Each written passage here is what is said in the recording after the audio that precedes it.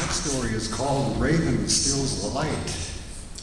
Raven was flying around and the earth was really dark. And he saw a fire light in the distance and he flew over to it. And there was 3 chiefs sitting there. He asked, "Why is the earth so dark yet?" And one of them said, "There's a greedy chief up this river who keeps that box of daylight in his house." So Raven walked up the river and he saw the house with light coming from it. So he stood behind a tree and waited and waited.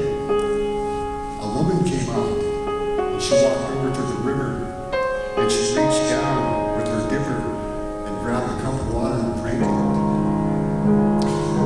He waited again and she went back into the house and he waited for days and she did the same thing.